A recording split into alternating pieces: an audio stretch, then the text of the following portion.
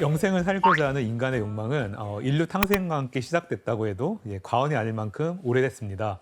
자, 이런 영생에 대한 오랜 바람을 짐작할 수 있는 것이 바로 고대 이집트입니다.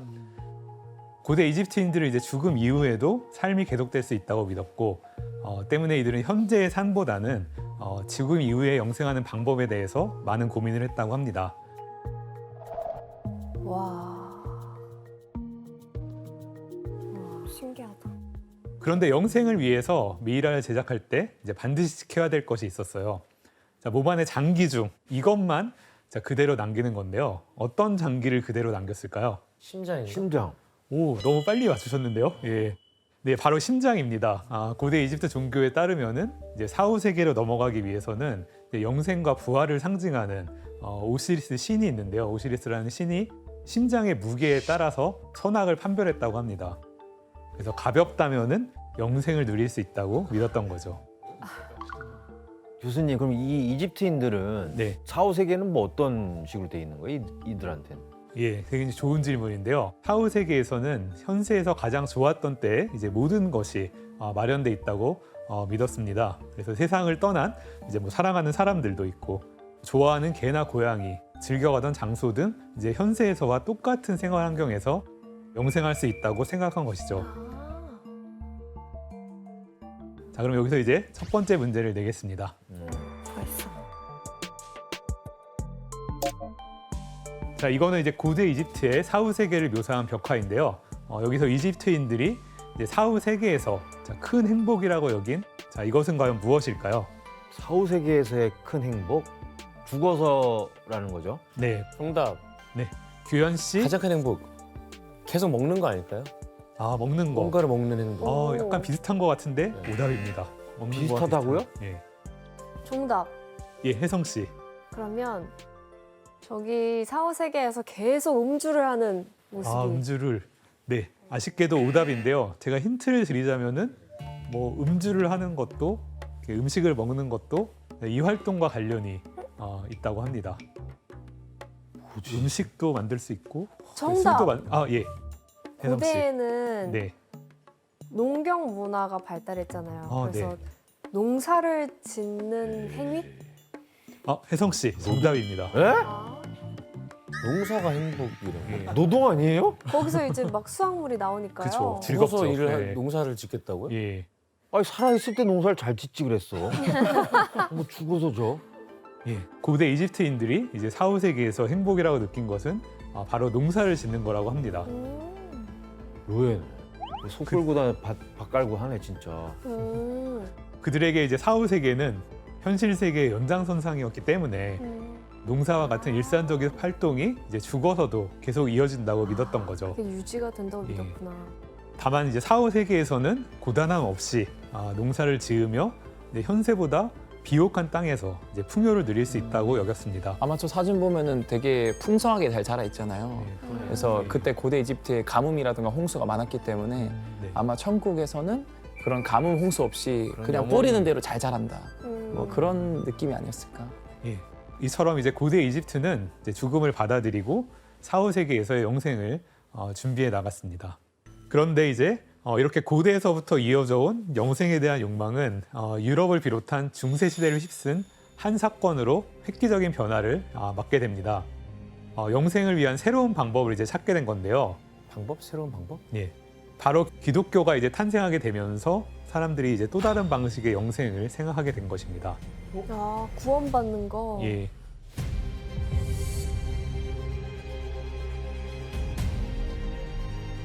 하나님이 세상을 이처럼 사랑하사 독생자를 주셨으니 이는 그를 믿는 자마다 멸망하지 않고 영생을 얻게 하려 하심이라. 네, 기독교가 제시한 영생에 대한 방법이 이제 뭔 것 같습니까? 믿음? 네, 맞습니다. 기독교에서는 이제 하느님과 예수 그리스도를 믿으면은 이제 누구나 영생할 수 있다고 말했습니다. 미라를 만들거나 이제 불로초를 찾지 않아도 신을 믿기만 하면은 이제 누구든지 구원을 받을 수 있다고 믿었던 것이죠. 방법이 훨씬 단순해졌네요. 네, 그렇죠. 이런 가르침은 사람들에게 이제 큰 희망을 주었고 서기 313년 콘스탄티누스 제제가 기독교를 공인하면서 유럽 전역에 펴지게 됩니다. 자, 이로써 기독교의 영생에 대한 종교관은 서구 유럽 문명의 이제 근간을 이루는 중심축이 되기도 하죠. 오. 그리고 이제 이 기독교 영향으로 이제 영생의 방법을 신에 대한 믿음에서 찾았습니다. 자, 그런데 이제 일각에서는 종교가 아니라 이제 학문을 통해서 현세에서 영생을 이루려는 시도들도 이제 나타나게 됩니다. 오. 그 계기가 된 것이 이제 바로 연금술입니다. 연금술사.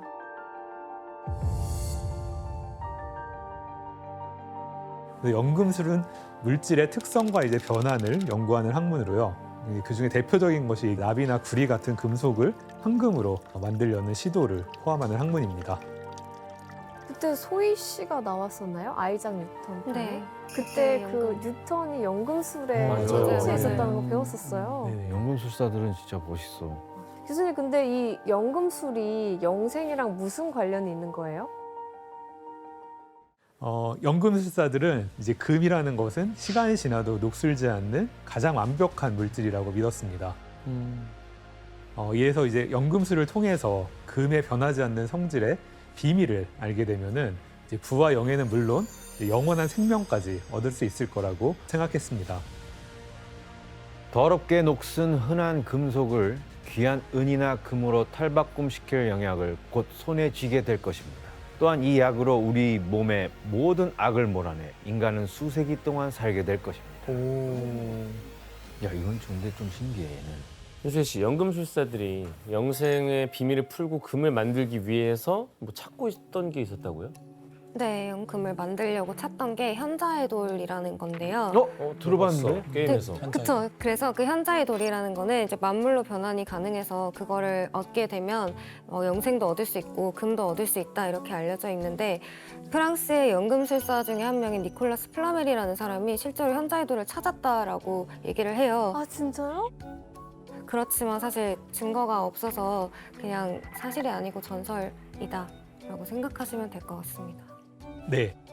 자, 이렇게 이제 연금술사들이 영생을 위해서 금을 만드는 법을 찾으려고 이제 혈안이 돼 있을 때 금을 아예 불로장생의 영약 자체로 제시한 인물이 등장하게 됩니다. 바로 현대 약학의 아버지라고 불리는 파라켈수스입니다. 자, 15세기에 탄생한 이제 파라켈수스는 당대 이제 가장 유명한 연금술사이자 의사이기도 했습니다. 그는 불로불사의 영약을 만들던 중 금을 활용한 영생의 방법을 제시했습니다. 뭐지? 그 방법이 뭔지 규현 씨가 한번 읽어주시겠습니까? 마실 수 있는 금은 모든 질병을 치료할 것이고 몸을 재생하고 회복시킬 것이다. 금을 마신다고요? 우리 금가루 먹잖아. 식용 아니에요? 식용금. 자, 파라켈수스는 인간이 자, 금을 먹으면은 금을 가진 완전성과 불변성의 속성으로 인해서 자, 이 신체가 이제 균형이 맞춰지고 모든 질병을 치료할 수 있을 거라고 이제 주장을 했다고 합니다. 많이 먹으면 몸값이 올랐다 내려갔다 막 하겠네. 시기에 맞춰가지고 잘 금 시세에 팔아야겠다. 따라서. 시세에 따라서. 예. 그래서 이제 금은 물론 수은, 비소 이런 금속과 이제 광물 성분을 정제해서 이제 약재로 만드는 그런 실험들을 하기 시작을 합니다. 그래서 파라켈수스의 시도 자체는 기존의 의학에서 벗어나서 새로운 접근 방식으로 이제 당시로서는 혁신적인 시도였다고 평가를 받습니다. 근데 엑수쌤 아까 그 수은처럼 금도 그렇게 녹여서 먹는 거야? 아니, 마실 수 있는 금이라는 게 뭐예요? 실제로 마실 수 있는 금이란 게 발명이 된 적도 있어요. 8세기에 이 자비르 이븐 하이안이라는 이 분이 연금술사였거든요. 이분이 실제로 금을요 이분하게 물에 녹이는 방법을 발견을 했어요. 네. 이 질산과 염산을 혼합한 용액이 있어요. 이 왕수는 웬만한 금속을 다 녹일 수 있거든요. 그래서 이 왕수에 녹은 금은 이 염화제이금이라는 침전물로 떨어지거든요. 그것만 다 긁어 모아서 물에 녹이면은 잘 녹아요. 그걸 마셨던 거죠. 뭐 위험할 것 같은데. 너무 몸에 너무 안 좋을 것 같아요. 속도 다 녹을 것 같은데 속도? 자, 근데 당시에 이제 저명한 의사였던 파라켈수스의 주장 이후로는 이제 금은 사실 의학적으로 이제 활용되기 시작을 한다고 합니다. 그래서 실제로 유럽에서는 금을 필수 의약품으로 등재하기도 했고요. 금박을 입힌 알약, 뭐 금을 넣은 음료와 와인 등 다양한 상품들이 출시됐다고 합니다. 그러니까 그 당시 의사가 했던 말이니까 믿었을 것 같아요. 예. 이처럼 위대한 업적을 남긴 아이작 뉴턴에게는 또 다른 비밀이 숨겨져 있었습니다. 비밀이 많다. 네, 바로 남들 몰래 금단의 분야에 이렇게 푹 빠져 있었는데요. 금단이라면은 하지 말아야 네, 하지 말아야 될 일에 뭐지? 푹 빠져 있었습니다. 바로 연금술이었습니다. 연금술이요? 네.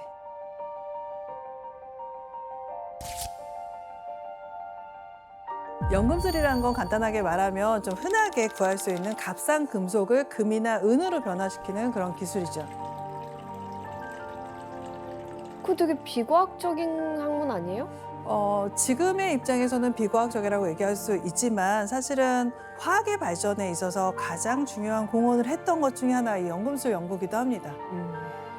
자, 근데 연금술은 중세 이후에 약간 허무맹랑한 학문으로 좀 여겨지기도 했었고요.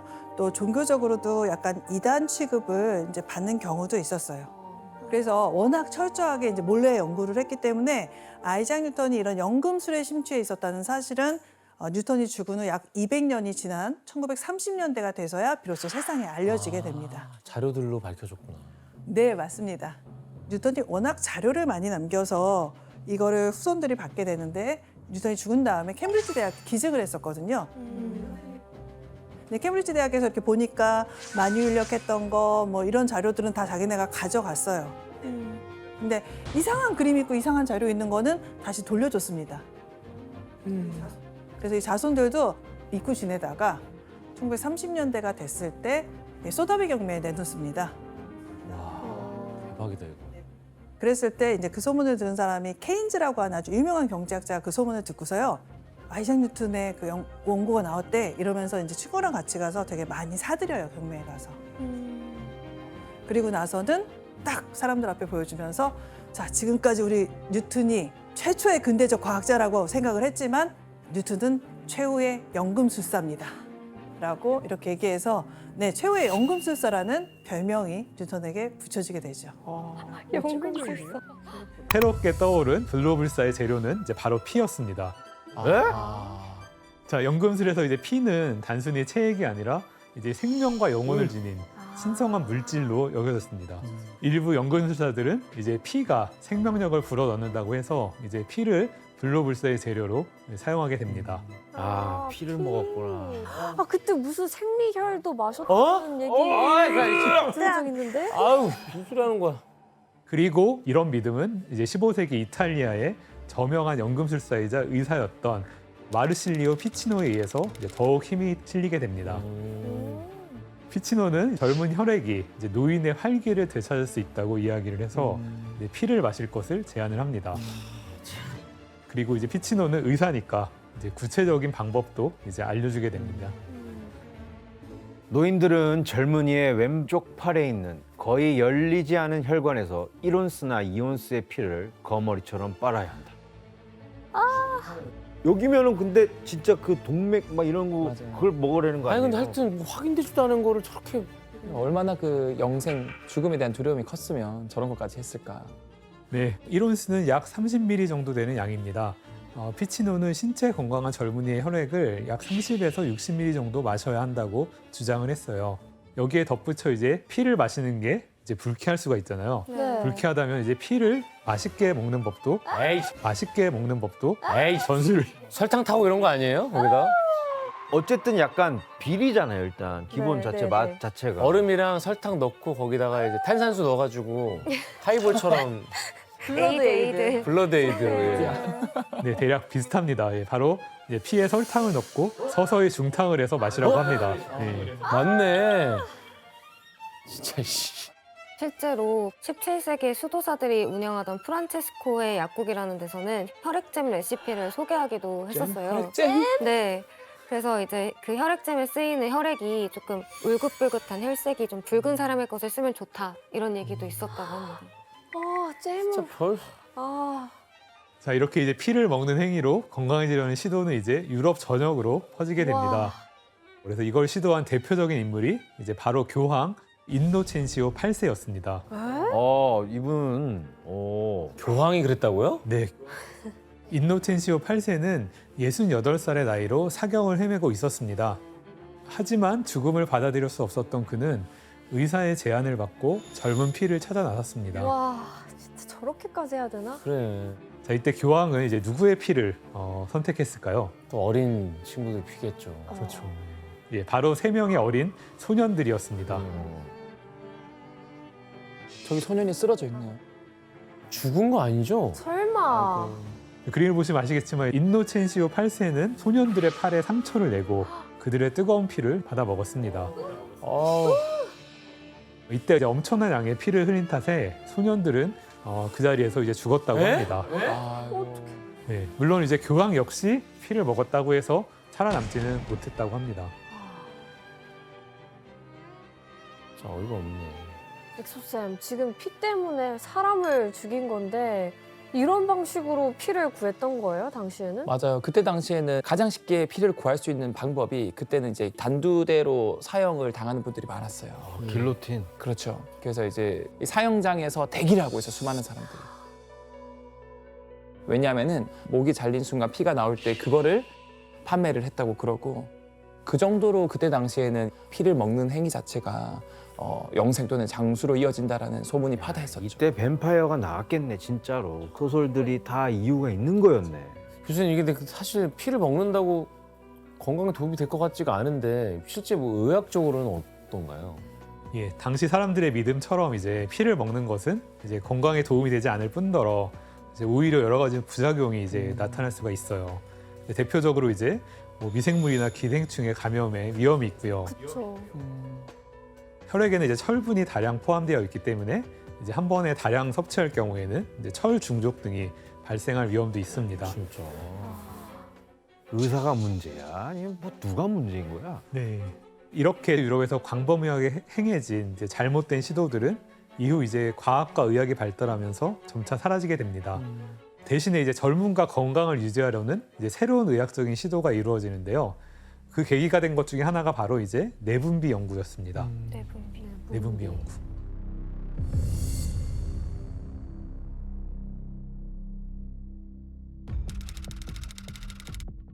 자, 내분비라는 것은 이제 호르몬을 혈액으로 분비를 해서 몸 전체의 여러 생리적인 기능을 조절해주는 시스템을 말합니다. 분비물을 생성하는 뇌하수체, 갑상선, 췌장, 부신, 난소와 정소 등의 바로 이제 내분비에 해당하는 주요 기관들입니다. 자, 하지만 이제 인간이 내분비에 대해서 정확하게 알게 된 것은 겨우 이제 150년밖에 지나지 않았습니다. 얼마 안 됐네요. 네, 얼마 안 됐습니다. 교수님, 그러면 내분비에 대해서는 어떻게 처음 알게 된 거예요? 미라 때문 아니야? 네, 결정적인 계기가 된 것은 이제 16세기에 근대 해부학의 아버지라고 불리는 안드레아스 베살리우스의 해부학 연구 덕분이었습니다. 자, 벌거벗은 세계사의 이제 암의 역사 편에서 배운 적이 있는데 이제 기억을 하십니까? 들어본 것 같은데. 기억해야죠. 예, 당시 베살리우스가 최초의 인체 해부학을 가지고 이제 책을 낸 후에 인류는 이전까지 알지 못했던 이제 뼈와 생식기, 장기 등의 생김새와 쓰임새에 대해서 이제 알아가기 시작을 합니다. 그러나 그때는 이제 갑상선이나 췌장 같은 곳의 기능을 정확히는 알지는 못했겠죠. 그러다가 이제 1855년 생리학자인 클로드 베르나르가 장기에 대한 연구를 통해서 생리학적인 활동을 조절하고 신체의 균형을 유지하게 해주는 내분비학의 개념들을 정의하게 됩니다. 안드레아스 베살리우스입니다. 베살리우스. 이건 바로 1543년 베살리우스가 출간한 최초의 인체 해부학의 책 파브리카의 표지입니다. 가운데 해부를 하고 있는 붉은 옷을 입은 사람이 베살리우스인데 직접 자기 손으로 인체를 해부하고 있는 모습을 그린 것입니다. 베살리우스는 뼈, 근육, 혈관, 신경, 복부와 생식기, 흉부, 뇌 이렇게 모두 7권으로 구성된 해부학 백과사전을 만들었습니다. 전 사실적이에요. 꽤나 정교하게 그렸는데요. 그런데 베살리우스는 직접 인체를 해부하며 중요한 사실을 깨닫게 됩니다. 나는 실제 인체 해부를 통해 인체 구조를 밝힐 수 있었다. 갈레노스도 해부를 실시했지만 인간이 아니라 동물을 대상으로 했으며 대부분이 원숭이였다. 당시의 시대적 상황에 어쩔 수 없었으므로 그의 잘못이라고 할 수 없다. 그러나 그의 잘못된 판단까지 숭배해야 할 필요가 있을까? 그 갈레노스 그분 예전에 대단하셨지만 잘못됐었던 것 같다라고 얘기를 하시는 것 같아요. 네, 맞습니다. 저 해부를 통해서 과학적 관찰을 해야 된다. 맞습니다. 베살리우스는 직접 인체 해부를 통해 그간 의사들이 철석같이 믿어왔던 갈레노스 학설 가운데 아주 중요한 오류를 찾은 것입니다. 드디어. 바로 암에 대한 검은 담즙 이론에 대한 것이었습니다. 베살리우스 또한 갈레노스의 신봉자였기 때문에 암을 유발하는 검은 담즙에 관심이 많았거든요. 그런데 아무리 찾아봐도 사람의 몸 안에는 검은 담즙의 존재가 없었던 것을 알게 된 것입니다. 이렇게 해부학의 발달로 인해 수세기 동안 의사와 환자의 마음을 사로잡았던 검은 담즙 이론은 마침내 사라지게 되었습니다. 잘 됐네. 이종호 선생님, 그 담즙 이론을 깨기 위한 또 다른 시도가 있나요? 굉장히 황당한 방법을 사용한 사람이 있었는데요. 프랑스의 장 아스트릭이라는 외과 의사가 있었는데 자기 친구들이 담즙 이론을 아직까지 믿고 있는 게 너무너무 답답했던 거예요. 그래서 소고기 그리고 유방암 조직을 구워서 각각 먹어보는 엽기적인 실험을 했어요. 진짜? 유방암 조직을 먹었다고요? 네. 왜? 만약에 암이 담즙이 많이 들어있다면 쓴맛이 날 것이다. 그런데 내가 먹어봤더니 소고기랑 맛이 비슷하다. 그러니까 담즙 이론은 헛소리다. 이렇게 주장했어요. 이상한 주장, 이상한 실험. 이렇게 해부학의 발전은 인체 내부의 정확한 지식을 바탕으로 암 치료의 토대를 마련하는 초석이 되었습니다. 오.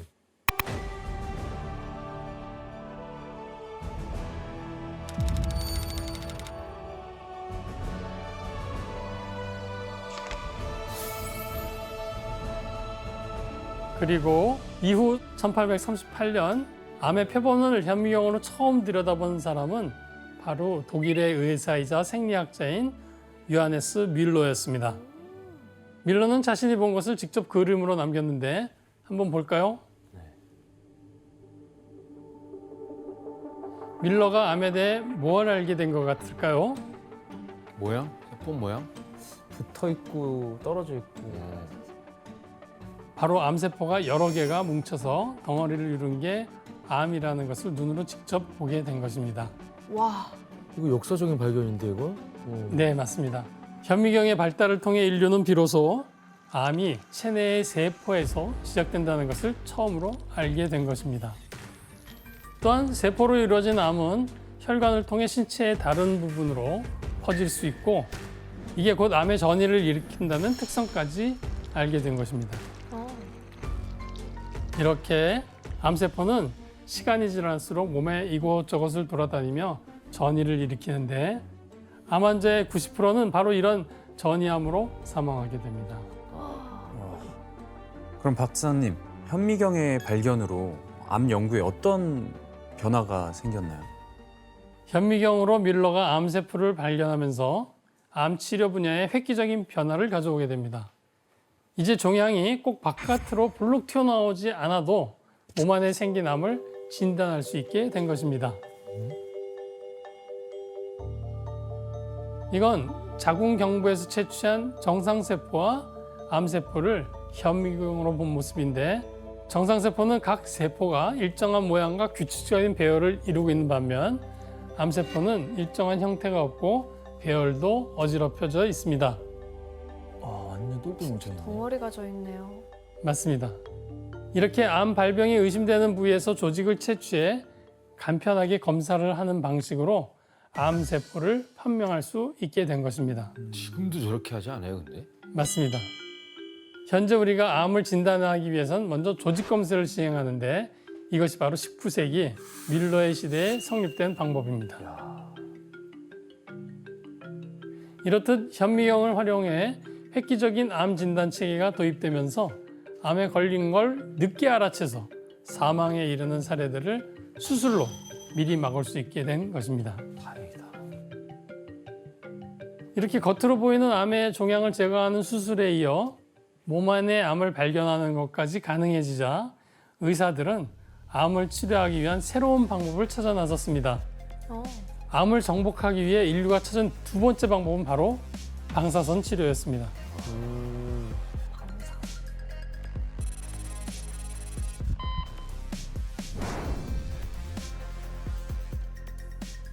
이 치료법을 처음 발견한 인물은 바로 미국의 의대생 에밀 그루브였습니다. 에밀 그루브는 이 X선을 발생시킬 때 필요한 진공관을 만드는 공장에서 일을 했거든요. 그런데 그 공장 노동자들의 피부가 벗겨지고 손톱이 빠지는 걸 목격하게 됩니다. 에밀 그루브는 이걸 보고 한 가지 추측을 했습니다. X선에서 나오는 방사선이 세포를 죽게 하는 건 아닐까? 그렇다면 세포로 이루어진 암도 죽일 수 있는 게 아닐까? 라는 발상의 전환을 하게 되는 것입니다. 와, 진짜 획기적이네요. 그래서 에밀 그루브는 암 환자에게 X선을 쬐보기로 하는데 엑스레이 찍듯이 하는 건가? 네, 맞습니다. 이게 바로 X선 치료가 이루어진 모습인데 유방암 환자의 종양 부위에 X선 발생 장치인 진공관을 달아서 종양에 직접 닿게 한 것입니다. 이렇게 에밀 그루브의 실험 결과 약 2주가 지난 후 종양의 크기가 줄어들게 됩니다. 정말 암세포를 죽이는데 X선이 효과가 있다는 걸 알게 된 것입니다. 와, 진짜 그런 생각 어떻게 하냐? 박사님, 그럼 X선은 어떤 원리로 암세포를 죽이는 거예요? X선은 우리가 병원에서 엑스레이 찍는 개념을 생각하면 됩니다. X선이 방출하는 강력한 에너지인 방사선이 우리 몸을 투과하면서 몸 안에 뼈를 찍을 수 있게 되는 거거든요. 네. 이때 방사선은 몸속에 있는 세포를 파괴하고 유전자를 변형시키는 성질을 가지고 있습니다. 그래서 강력한 방사선을 쬐면 암세포가 손상을 받아서 죽게 됩니다. 에밀 그루브가 시도했던 X선 치료가 바로 오늘날에도 이루어지고 있는 방사선 치료의 시초라고 할 수 있습니다. 방송 받았겠는데 이거? 받아야지. 이종호 선생님, 그 당시 X선 치료법에 대한 반응은 완전 핫했겠는데요? 네, 맞아요. 암 환자들한테 정말로 인기가 엄청났어요.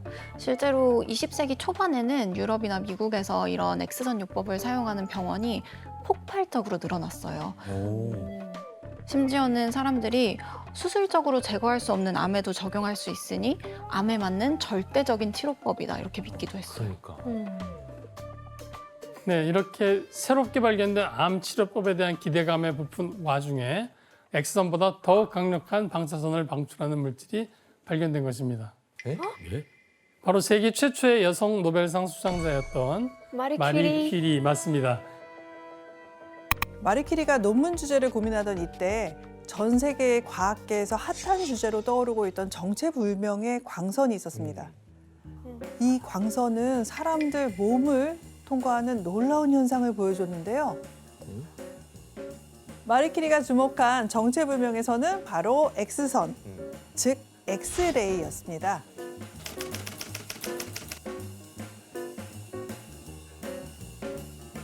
자, 이 사진은 최초의 엑스레이 사진인데요. 가운데 손가락이 왜 이렇게 두꺼운 거야? 반지 낀 거 아니에요? 반지야? 당시 실험 대상이었던 과학자 렌트겐의 아내가 왼쪽 4번째 손가락에 반지를 끼고 있어서 아, 이쪽 손이. 그래서 반지까지 함께 찍힌 걸 이렇게 볼 수가 있겠죠.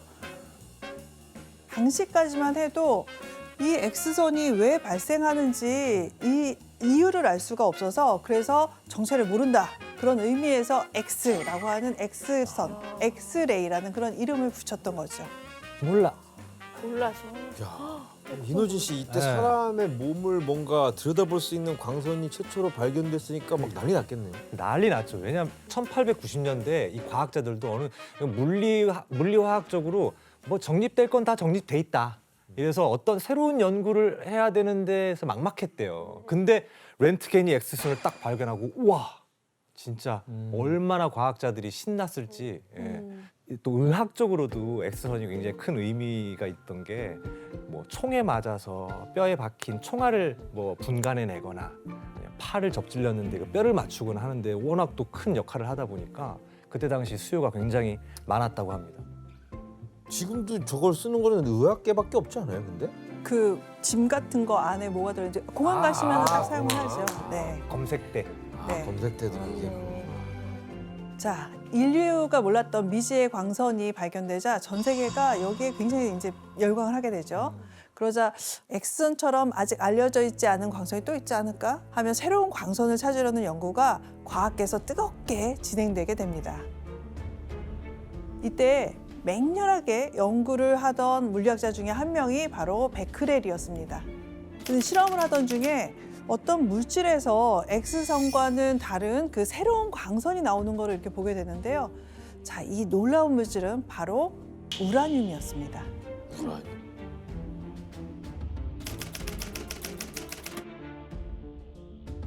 자, 당시 우라늄은 세균리를 만들거나 도자기에 색을 입히는 데 그렇게 사용이 되고 있었습니다. 하지만 사람들이 여기에 대해서 중요하다 이러지 않고 별로 이렇게 주목을 받지 못했던 그런 물질이었는데요. 누구도 관심을 갖지 않았던 이 베크렐 광선에 주목한 사람이 있었는데요. 바로 마리 퀴리였죠.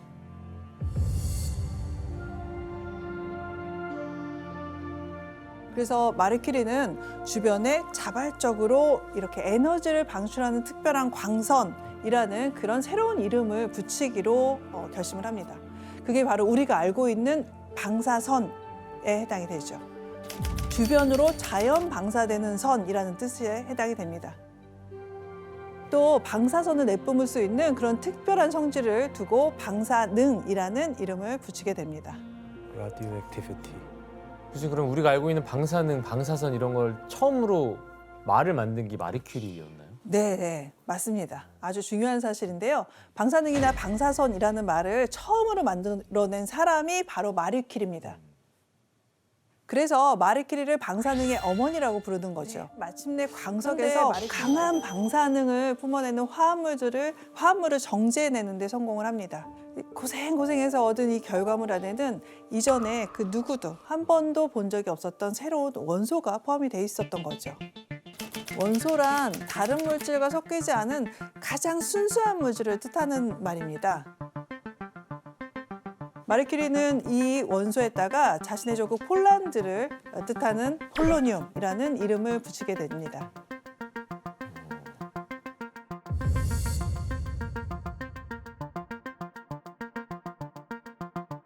자, 이 원소는 우라늄보다 무려 400배나 더 강력한 방사능을 내뿜는다는 것을 마리 퀴리가 밝혀냈습니다. 와. 자, 이 발견은 세계를 놀라게 한 엄청난 대발견이었습니다. 당시까지 세상에 알려지는 원소는 단 77개뿐이 없었습니다. 그런데 마리 퀴리가 인류에게 새로운 원소인 폴로늄을 세상에 내놓은 거죠.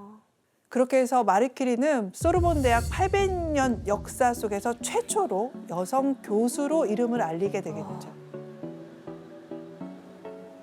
드디어 기회가 왔네요. 자, 그럼 이때 마리 퀴리가 파고든 연구 주제가 뭐였을까요? 네, 바로 새로운 방사성 원소인 라듐을 순수한 상태로 추출하는 그런 연구를 시작을 하게 됩니다. 또 다른 추출.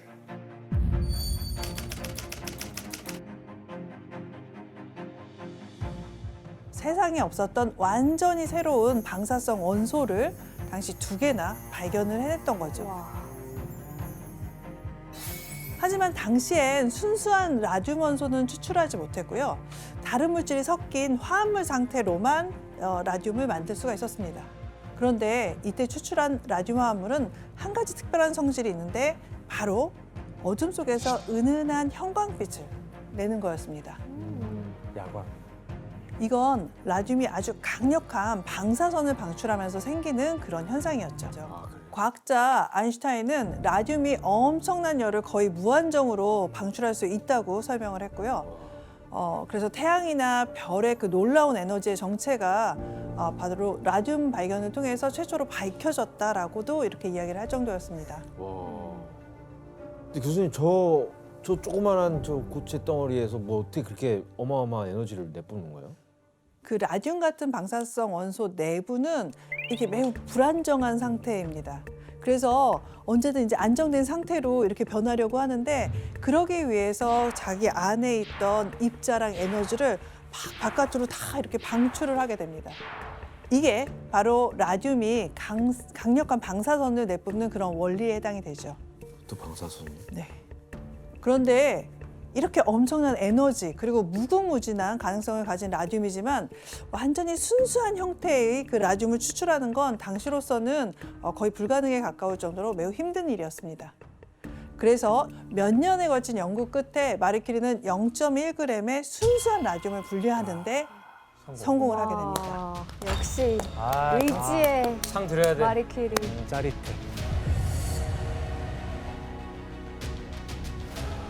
라듐 등장과 함께 전 세계 사람들이 이제 깜짝 놀라게 한 효과가 드러났는데요.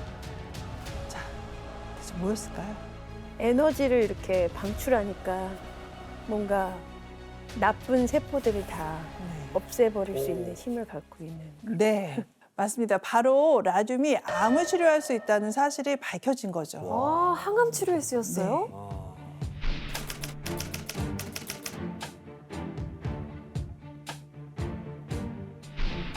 보고에 따르면 암이 라듐 광선에 의해 치료되었다고 합니다. 같은 회의에 참석한 의사들은 라듐 광선이 종양을 치료했다고 보고했습니다. 저건 진짜 혁명 맞네요. 혁명이지. 네. 지금도 쓸 거 아니에요? 지금 왜 암으로 왜 죽는 거예요? 현재 실제로 암에 걸리면 방사선 항암 치료를 받게 돼서 항암 치료로 암세포를 죽이는데 그 효과가 바로 라듐을 발견한 이때 처음 밝혀진 거죠. 와. 그리고 지금 그 병원에서 항암 치료를 할 수 있는 것도 마리퀴리 덕분인 거네요. 네, 그렇게도 볼 수가 있는 거죠. 이 라듐 덕분에 항암 치료가 확 넓어졌다고 할 수 와, 있겠습니다. 진짜 대단하다. 이후 의학계와 언론계에서는 라듐의 의학적인 효과에 집중 조명하기 시작을 해서요. 그래서 라듐을 쪼였더니 피부병이 낫다. 그다음에 동물 실험을 해보니까 확실히 치료가 되더라. 이런 기사들이 막 쏟아지기 시작을 하게 됩니다. 불치병이라고 생각했던 암을 치료하는 라듐이라면 다른 병들도 치료할 수 있을 거라고 그렇게 강하게 믿음을 갖게 되고 전 세계에서 정말 라듐 열풍이, 라듐 광풍이 불게 됩니다. 그리고 희석시킨 라듐 화합물이 공장에서 만들어지면서 상상할 수 있는 그 대부분의 제품에 라듐 화합물들이 사용이 되게 되는데요. 자, 어디에 쓰였는지 한번 당시의 광고를 한번 볼까요? 화장품이야? 라듐 화장품이네. 종류별로 다. 맞습니다. 바로 라듐이 들어간 화장품 광고인데요. 그래서 젊은 여성들은 문자 그대로 이렇게 환한 미소를 만들겠다고 그 라듐 제품을 직접 자신의 치아 그리고 입술에 바르기까지 했습니다. 윤호진 씨, 라듐 또 네. 어떤 곳에 활용됐어요? 이렇게 보여지는 곳뿐만 아니라 먹는 제품에도 들어가 있습니다. 와, 놀랬죠. 그때는 만병통치약이라고 여겨져서 아하. 그냥 먹어도 좋은 줄 알고. 그래서 라듐이 들어간 초콜릿입니다. 근데 엄청 비쌌겠네요. 그러니까요. 고급스러워 보이죠. 또 라듐을 넣은 생수입니다. 네. 저 생수병 보면은 미 특허청 인증 방사능수라고 써 있습니다. 그렇게 광고를 하는 와, 어떡해. 저 물을 건강에 좋다고 부자들이 엄청 사 먹었대요. 방사능을 먹는 거 아니에요? 그렇죠. 방사능을 쏟아 붓는 거. 그러니까요. 온 세상에 방사능 그냥 핵폭탄을 누가 쏜 거랑 똑같은 거네요. 피폭이 계속되고 있는 거예요. 피폭. 어떻게?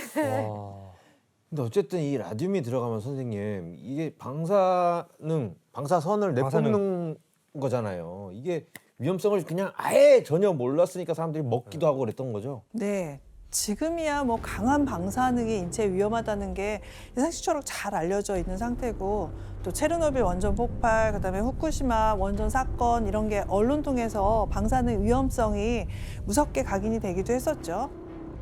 근데 당시에는 방사능이라는 말이 막 처음 만들어지고 막 연구가 시작되던 초창기여서요. 그래서 사람들은 강한 방사능을 가진 라듐이 얼마나 위험한지 인식을 하지 못했습니다. 퀴리 부인도 몰랐는데 뭐. 그치. 네. 본인도. 그래서 그 외에도 이제 라듐 연고, 라듐 치약, 라듐 성냥, 라듐이 들었다는 온갖 제품들이 출시가 됐죠. 와. 심지어 미국에서는 라듐을 이렇게 발라서 형광빛 나는 옷을 입고서 그 라듐 쇼를 하겠다라고 하는 그런 사람이 나오기도 했습니다. 와, 오늘 모든 제품을 다 썼네. 맞습니다. 당시에는 라듐만 들어갔다 하면은 모든 날개 돋친 듯 팔려나갔습니다. 자, 그럼 여기서 문제 하나 내겠습니다. 뭔가 무서운 문제일 것 같아. 당시 라듐이 들어간 이 품목은 효과가 좋다는 소문이 퍼지며 큰 인기를 얻었는데요. 이것은 무엇일까요? 정답. 네, 규현 씨. 이게 그때도 피부를 신경 많이 썼을 거란 말이죠. 라듐이 들어간 팩. 아, 라듐. 네. 마스크팩? 규현 씨 오답입니다. 정답. 정답. 그 네. 프랑스잖아요. 호진 씨. 약간 패션 쪽에 좀 볼 테니까. 란제리? 네. 호진 씨 오답입니다. 무슨 효과죠? 아니, 너 탐날 것 같아. 정답. 지원 씨. 이 라듐이 이 발광을 하는 성분이 있으니까 렌즈. 미니 발광. 밤에 이거 좀 뜨고 프레쉬. 네, 합리적인 오답입니다. 자, 힌트 주시죠. 아, 이게 남자분들이랑 좀 관련이 되어 있는 정답. 건데요. 네, 규현 씨. 제가 정리하겠습니다. 뭐 어지러운 남자들은 뭘 정리해요? 남자들은 남자한테 좋다 하면 환장하거든요. 왜? 그런 것처럼 라듐 콘돔을 만든 거예요. 그 에너지가 아 몰라 와. 어떻게? 자, 규현 씨. 자, 규현 씨. 정답입니다. 와. 이게 정답이에요? 예 감사합니다. 아니 어떻게 이런 문제 이렇게 잘 맞추는 거예요, 규현 씨? 몰아간다. 아니 근데 왜냐면 이게 우리도 좋다는 거 몸에 좋다는 거 먹으려고 하니까 우리도 좋다. 저걸 착용하면 뭐 정력이 좋아진다고요? 예를 들면 그런 거. 라듐의 에너지를 받는다 뭐 이렇게 광고할 수 있죠. 라듐의 기를 받아서 에너지가 넘치게 될 거야. 원기옥이 그냥. 정답은 바로 콘돔인데요. 당시 라듐이 함유된 콘돔은 정력을 높여준다 이런 소문이 나면서 인기를 끌었죠. 하지만 워낙 라듐 상품들이 우후죽순 쏟아지다 보니까 라듐이라는 이름만 내걸고 실제로 라듐이 들어가지 않은 것들도 굉장히 많이 나오게 되죠. 진짜 가짜 광고를 했구나. 네, 그래서 라듐의 위험성이 조금씩 알려지기 시작한 건 마리큐리가 라듐을 발견하고 한참 지난 1917년 미국의 시계 공장 소녀들 때문에 이게 알려지게 되죠. 왜요? 시계 공장 소녀.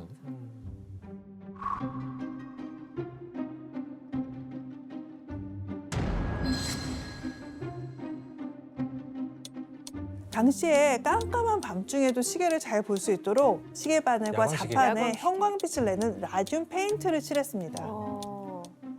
시계 공장에서는 임금이 낮은 소녀들을 주로 이제 고용을 했었는데요. 소녀들은 작은 시계판에다가 라듐이 섞인 이제 페인트를 정교하게 칠하기 위해서 라듐 페인트를 붓에 묻힌 다음에 입에 넣고 이렇게 뾰족하게 해가지고서 이렇게 다듬어가지고서 이렇게 색칠했던 거죠. 그 과정에서 라듐이 지속적으로 몸에 축적될 수밖에 없었고요. 그래서 이후 공장에서 일한 소녀들은 방사능에 픽복당해서 끔찍한 고통에 시달리게 됩니다. 자, 당시 그 소녀들의 사진을 한번 보실까요?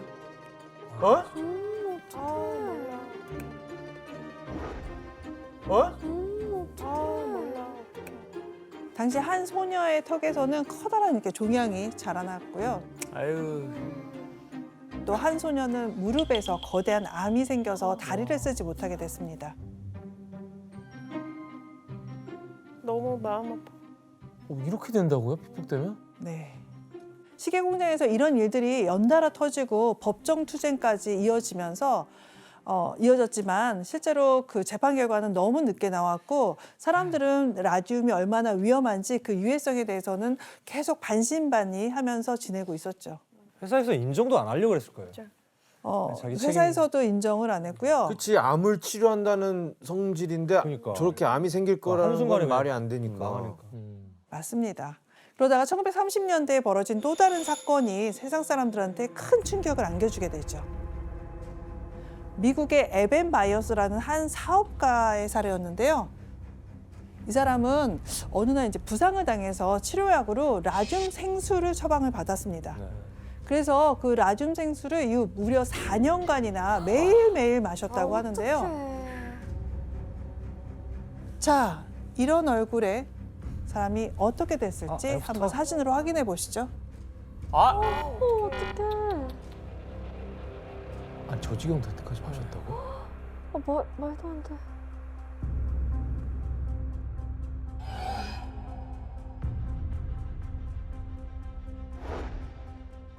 아니 지금 아우 너무.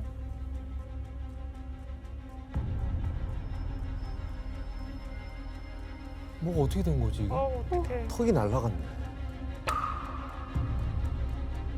그러니까 제가 알기로는 그 아까 주기율표에서 얘기했듯이 그 라듐이 칼슘족에 있어요.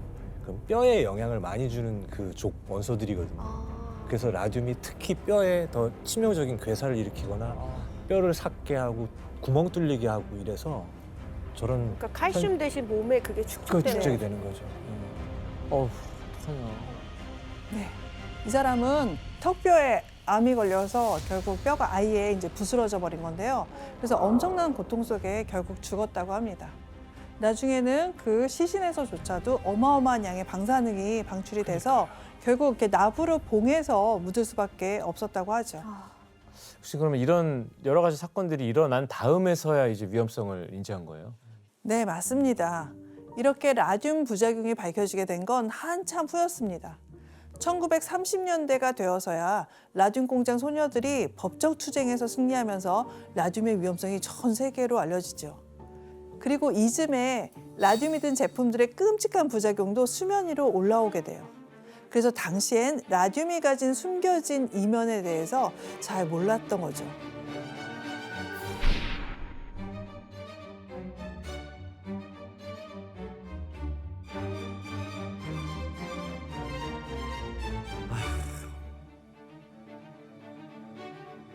인류 역사상 가장 많은 사망자를 낸 세균과 연관된 병이에요. 과연 어떤 감염병일지 이번엔 그림을 먼저 보여드리겠습니다. 창백한데요? 너무 창백해지네요. 이 그림에 실제 모델에게 한 가지 공통점이 있어요. 어떤 하얗다. 네. 창백해져요. 맞아요. 핏기 없는 창백한 얼굴. 그리고 이 눈가에 좀 어둡고 그림자가 보이죠. 이 여성들은 모두 감염병에 걸려 사망했어요. 그건 바로 200여 년 동안에 약 10억여 명의 목숨을 앗아간 결핵균에 의한 감염병, 결핵입니다. 10억 명이 사망했다고요?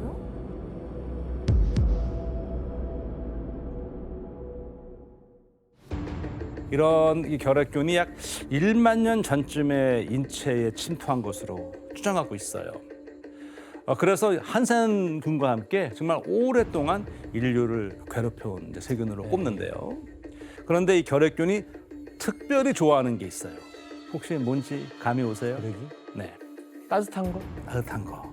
전 반대로 습한 거. 습한 거. 바로 산소를 좋아해요. 결핵균이 살기 위해서는 충분한 산소가 있어야 돼요.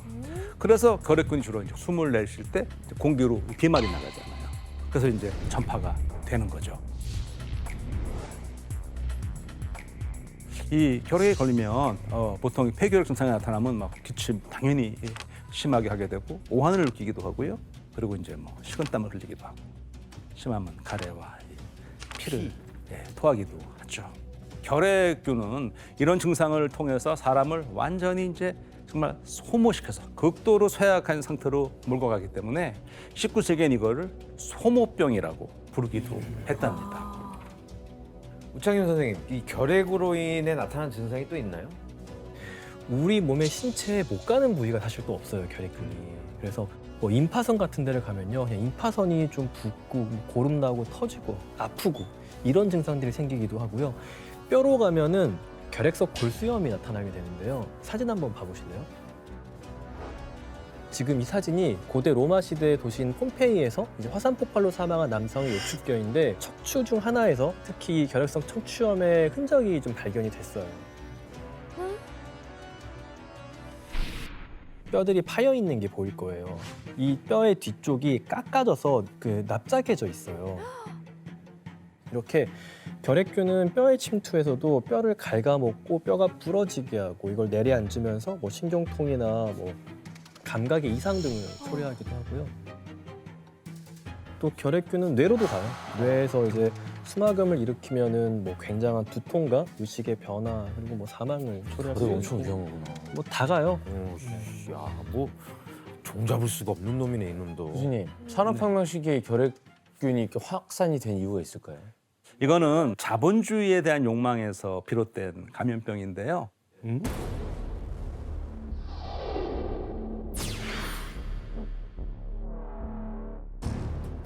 산업혁명 시기에 노동자들이 도시로 몰려왔잖아요.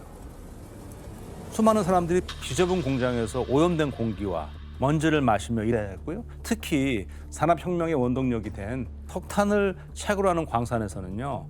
바람도 통하지 않는 갱도에서 수많은 광산 노동자가 분진을 들이마시면서 일을 했어요. 특히 결핵균은 이 자외선에 약해요. 그러니까 햇빛을 받으면 밖에서는 또 금방 죽는데 갱도에 있으면 또 대부분의 공장에서 환기도 안 되고 빛도 잘 안 들어오면 결핵균이 활개를 칠 수 있는 조건을 만들어준 것이죠. 거기다 더해서 많은 노동자들이 노동을 과도 심하게 하잖아요. 잘 못 먹잖아요. 어떻게 돼요? 당연히 건강 상태, 면역 기능 떨어지죠. 그러니까 어떻게 되겠어요? 발병률이 높을 수밖에 없겠죠. 그래서 결핵을 가난한 자들의 질병이라고 부르기도 했어요. 19세기 초에는요, 유럽 인구의 무려 7분의 1이 결핵으로 사망했다는 연구 보고가 있을 정도예요. 그 정도로 이 결핵 확산이 절정을 이뤘대요. 그래서 유행했던 게 뭐냐? 그러면은 뭐 사진 한번 봐보실래요? 이게 뭐예요? 시체. 시체 아니에요. 시체 아니에요? 네, 살아있는 분들이고요. 이때 결핵 환자를 위한 요양원이 설립됐는데 이곳에서는 뭐 신선한 공기를 마시게 하고 햇볕을 쬐게 하고 이런 것들로 치료를 했다고 해요.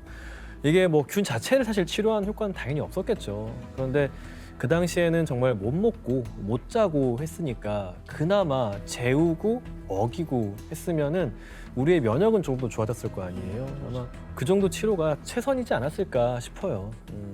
중요한 사실은요. 이렇게 인간의 욕망이 불러온 결핵균에 의한 감염병은요. 계속 인류를 괴롭혀오고 있죠. WHO가 발표한 바에 따르면요. 2021년이에요. 약 1,060만 명의 결핵 환자가 세계적으로 발생했어요. 아직도 많다. 그 가운데 OECD 국가 중에서 발생률 1위가 안타깝게도 대한민국입니다. 야, 우리나라 결핵 발병 1위라고. 해마다 2만 명 넘게 결핵이 걸리고 1,300명가량이 결핵으로 목숨을 잃고 있습니다. 매일 서너 명이 결핵으로 숨진다는 얘기인데 사망 원인 가운데 감염병 분야에서는 코로나19 다음으로 높습니다. 뿐만 아니라요. 우리나라 국민의 3분의 1 정도가 결핵균을 가지고 있다는 발표도 있었죠. 그렇다면요. 오랜 시간 원인도 모른 채 세균이 일으키는 감염병들로 고난을 겪어왔던 인류는 대체 언제부터 세균의 존재를 알게 된 걸까요? 수천 년간 세균에 대해서 무지했던 인간의 눈을 뜨게 해준 건 바로 세균학의 아버지라고 하는 로베르트 코흐입니다. 코흐는요, 1871년에 독일의 벨슈타인 지역에 정착을 했어요. 근데 그 당시에 그 지역에서 감염병으로 4년에 걸쳐 갖고 한 500여 명의 사람과 한 5만 6천여 마리의 가축이 죽어나갔어요. 네. 그래서 이제 코흐가 먼저 그 아내가 선물해준 현미경으로 환자 진료보다가 시간 남을 때마다 열심히 이걸 관찰을 했는데, 이 병에 걸려 죽은 가축에는 막대 모양의 그런 입자들이 보이는 거예요. 근데 가만 보니까 이게 혈액뿐 아니고 막 림프샘, 비장에서도 막 발견되고, 그래서 코우는 입자가 이 몸 안에서 지금 증식하고 있는 생명체 같다고 생각을 했어요. 이걸 그럼 밖에서 한번 키워봐야 될 거 아니에요. 근데 코우가 다행히도 이거를 인공적으로 키울 수 있는 방법을 개발해서 키웠어요. 그런데 이때 또 아주 중요한 발견을 해요. 이 막대 모양의 입자가 살아있는 세균이며 강인한 생명력으로 땅에서도 증식해서 살고 있다는 걸 알아낼 수 있었어요. 이 실험 결과로 코흐는 인류 최초로 감염병이 세균에 의해서 일어난다는 것을 밝혀내게 된 것이죠. 그래서 이 끔찍한 재앙을 몰고 온 게 무엇이냐? 바로 그게 탄저균에 의한 탄저병이었어요.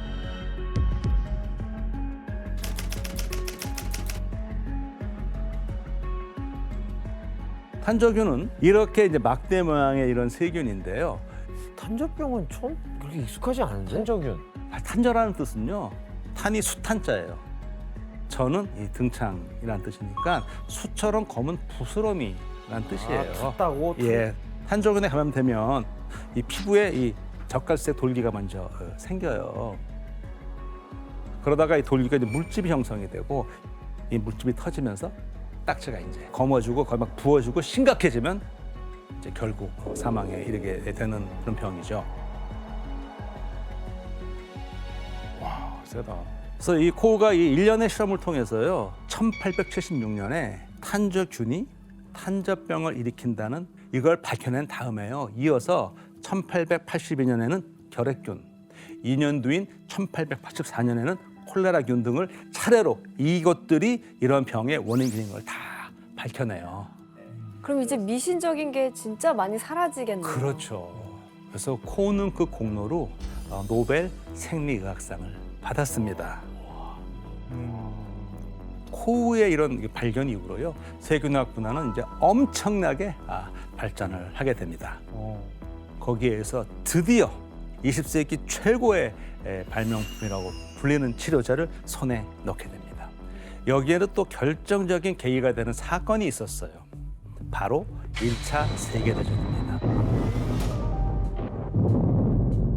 1차 세계대전 당시에요, 전쟁으로 인한 군인 사망자만 한 900만 명에 달았어요. 근데 이 군인들이 사망한 가장 큰 원인은요, 뭐였을 것 같으세요? 감염? 네, 맞아요. 그 상처를 통한 감염이었어요. 사람들이 많이 죽어나가는데 직접적인 전상이 아니고요, 경상이라도 그 상처를 통한 폐혈증으로 더 사망했습니다. 이런 현실을 안타까워한 인물이 있었어요. 바로 영국의 의사이자 미생물학자인 알렉산더 플레밍입니다. 당시 군부대에서 일하던 그는 감염으로 많은 군인이 죽어가는 것을 보고 큰 무력감을 느꼈습니다. 이에 1918년 전쟁이 끝나자 알렉산더 플레밍은 영국 런던 한 병원에 있는 자신의 실험실로 돌아와서요, 세균성 감염에 대한 치료법 연구를 시작합니다. 그리고 나서 1928년에 플레밍은 이 황색 포도상 균을 키우고 있었어요. 황색 포도상 많이 들어보셨을 텐데요. 우리 피부에도 있고, 코 속에도 있고, 피부 염증, 식중독도 일으키는 그런 세균이거든요. 네. 이걸 키우다가 이제 이렇게 놔두고 휴가를 갔다 왔는데, 이 황색 포도상 구균이 자라고 있는 배양 그 접시에 곰팡이가 폈어요. 곰팡이? 근데 이렇게 봤더니 곰팡이 주변에는 세균이 없는 거예요. 요것들이 다 지금 황색 포도상 균이 자라나고 있는 거거든요. 여기 동글동글한 것들. 근데 여기에 곰팡이가 폈어요. 이 주변을 좀 보세요. 오, 깨끗해요. 네. 황색 포도상 균이 안 보이죠? 거기 없어요. 네. 안 붙네. 몸에 곰팡이를 길러야겠네. 플레밍은 이 배양 접시를 보고 딱 떠올렸어요. 이 푸른 곰팡이가 황색 포도상 구균을 못 자라게 하는 죽이는 무언가를 내뿜고 있다라고 생각했던 것이죠. 그래서 푸른 곰팡이 이름이 이 학명이 페니실륨이거든요. 여기서 뽑은 물질이라고 그래서 이 이름에다가 페니실린이라는 이름을 붙였습니다. 이렇게 1928년 인류 최초로 세균 감염을 치료하는 항생제가 탄생하게 된 겁니다. 천재들이 있어. 이렇게. 곰팡이가 사람을 살렸네. 근데 개발된 페니실린은 어떤 식으로 사용된 거예요? 안타깝게도 페니실린 사용에는 한 가지 문제가 있었어요. 페니실린을 대량으로 생산할 수 있는 기술을 확보하지 못했던 거죠. 한 사람의 폐혈증을 치료할 수 있는 페니실린 양을 얻으려면은요, 2,000리터의 곰팡이 배양액이 필요했는데, 와, 2,000리터요? 2,000리터를 키워서 거기서 추출해내야 한 사람을 이제 치료할 수 있는데, 당시 페니실린이 얼마나 귀했냐면요, 한 숟가락 정도 되는 양을 가지고 미국 전체 공급량의 무려 절반을 채울 수 있었다고 합니다. 와. 그만큼 페니실린을 충분히 확보하기가 쉽지 않았다는 말이죠. 페니실린을 주사한 환자의 소변을 받아서 거기서 나오는 페니실린을 다 추출해서 재사용하는 방법으로 와. 부족함을 좀 충당했다고 근데 그럽니다. 그게 가능해요? 그거를 뭐 어떻게 오줌을 기록이 있습니다. 내 동료는 모든 환자의 소변을 모았습니다. 주사된 페니실린 중 거의 95%에 가까운 양이 소변으로 배출되었습니다. 소변을 담은 유리병을 뉴저지의 제약회사 실험실로 배달했습니다. 환자는 살아남았고 90세까지 살았습니다. 감수하셨네요. 오줌 실린이네. 오줌 실린. 오줌 실린. 소변 실린 주사로. 어떠세요? 페니실린을 주사하고 나면 투여하고 나면은요 대략 한 4시간 정도 지나면 소변으로 이제 배출이 돼요. 그러니까 제약회사들은 그 소변을 모아다가 거기서 다시 페니실린을 청제해서 와. 다시 투여했던 것이죠. 아 진짜 비싼 오줌이었네요. 페니실린 맞게 되면 연락할게요. 아 페니실린 공유하면 돼. 제가 먼저 맞을게요. 아니 내가 맞을 테니까. 제가 먼저 맞을게요. 필요하면 연락 주세요. 제가 싸드릴 테니까. 제가 먼저 맞을게요. 아 진짜. 선생님 그러면 페니실린 대량 생산은 어떻게 가능했던 거예요? 그것도 이제 전쟁 덕분이었죠. 2차 세계 대전 때 이제 미국의 많은 젊은이들이 전쟁터에서 상처를 받잖아요. 네. 이런 사람들을 살릴 수 있는 게 페니실린이니까 정말 제약회사들이 이 페니실린을 더 만드는 거에 두 팔을 걷어붙였고 그 결과 이제 진주만 공격 열흘 후에 굴지의 제약회사들이 이제 페니실린 상용화를 성공시켰고요. 많은 사람들을 살릴 수 있게 됐죠. 근데 이제는 아까 같은 싸움 안 하셔도 되는 게 곰팡이를 이용해서 만들지 않고요. 이제는 그냥 만들 수 있습니다. 그럼 이제 대량 생산이 좀 기다렸다가 안 해도 되는 거예요? 네, 지금은 뭐 원하시면 할 수도 있을 거예요. 아니 그래도 혹시 모르니 전화해요. 그럴까요? 네. 이렇게 이 감염병 원인도 알았고요. 치료제도 이제는 얻었잖아요. 그러니까 이제는 우리가 이제 세균에 의한 감염병은 딱 제압할 수 있는 탄탄한 미끄럼을 이뤘죠. 그런데 이런 발전이 이렇게 아주 희망적이고 긍정적인 효과만 또 있었던 건 아니에요. 전쟁이 있으나? 네. 세균을 이해했잖아요. 이거를 이용해서 악용하는구나. 약용해서 무기로 쓴다고? 무기 개발에 들어간 거예요. 너무 무서워요. 왜 그러냐 진짜. 실제로 그 1, 2차 세계대전은요. 거의 신무기의 실험장이 되다시피 했거든요. 이때 탄저균을 활용한 무기가 개발됐어요. 어쨌든 세균 무기 이런 걸 만들다가 뭐 사고 날 수도 있지 않나요? 네, 사건이 하나 큰 게 있었죠. 생물학 무기 실험을 한 나라가 있는데요. 바로 영국입니다. 또 영국이에요? 영국은 진짜 대단한 나라예요. 왜 하필 탄저균이었어요 그러면? 가장 큰 이유는요. 포자가 있기 때문이에요. 탄저균은 막대 모양의 잎사인데 극한 상황에서는 동그란 포자 모양으로 변하죠. 포자 모양으로 변한 탄저균은 사람이나 동물의 몸속에 더 깊숙이 침투할 수 있게 되고요. 그리고 숙조가 죽으면 다시 흙으로 돌아가 생명을 유지합니다. 심지어 흙으로 돌아간 탄저균은 이 포자 형태로 100년까지도 거뜬히 생존할 수 있습니다. 그런데 이 탄저균이 무서운 점은 여기서 끝이 아니에요. 동물과 사람 모두를 감염할 수 있는 인수 공통 감염균이라는 거예요. 그리고 균을 동결 건조시키면 손쉽게 분말로 만들 수 있어서 냄새나 맛을 느끼지 않고 음식, 물 등의 투입이 가능하다는 겁니다. 때문에 적은 양으로도 전쟁 중인 상대의 동물과 사람에게 위해를 가할 수 있는 강력한 살상력을 가지고 있어요. 이거 진짜 전쟁에 쓰면 난리 나겠네요. 그래서 그 2차 세계대전 이후에 이제 인류가 알았어요. 이거 너무너무 위험하다. 아군 적군을 가리는 그런 무기가 아니잖아요. 인류를 위협하는 그렇죠. 그래서 1972년에요. 생물 무기 금지 협약이 돼서 세계 주요국들이 서명을 해서요. 국제적으로 생물학 무기 사용이 금지돼 있어요. 다행이네요. 이처럼 인간은 수명 연장의 길을 이제 개척해 나가고 있습니다. 자, 그런데 이제 노화에 관련된 연구가 이제 크게 진일보하는 사건이 일어나게 됩니다. 1980년대 호주의 과학자 엘리자베스 블랙번이라는 사람이 노화의 비밀을 풀 열쇠를 발견했습니다. 이후 시간이 흐르면서 더욱더 큰 가치를 인정받아서 2009년에 엘리자베스 블랙번이 노벨 생리학상까지 수상하게 됩니다. 뭐야? 그건 바로 이제 텔로미어라는 건데요.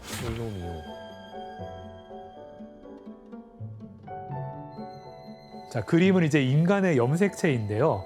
양 끝단에서 이제 염색체를 보호하는 것처럼 보이는 그런 물질이 바로 텔로미어입니다. 자, 인간의 세포 하나에는 이런 텔로미어가 수십 개가 존재를 하고요. 세포가 성장하거나 재생할 때 텔로미어가 손상되면서 짧아지게 된다고 합니다. 이 과정을 이제 여러 번 거치면서 텔로미어의 길이가 이제 많이 줄어들게 되면요, 염색체의 안전성이 붕괴가 돼서 세포는 더 이상 분열하지 못하고 이제 늙어서 죽게 되는 거죠. 자, 그럼 피부나 재생 세포들이 재생하지 못해서 이제 여기에 인간 역시 늙게 되는 거고요. 이 말은 곧 이제 텔로미어의 길이가 줄어들지 않고 보호할 수 있다면은 노화를 막을 수 있는 것은 아닌지 뭐 이런 생각을 하게 된 거죠.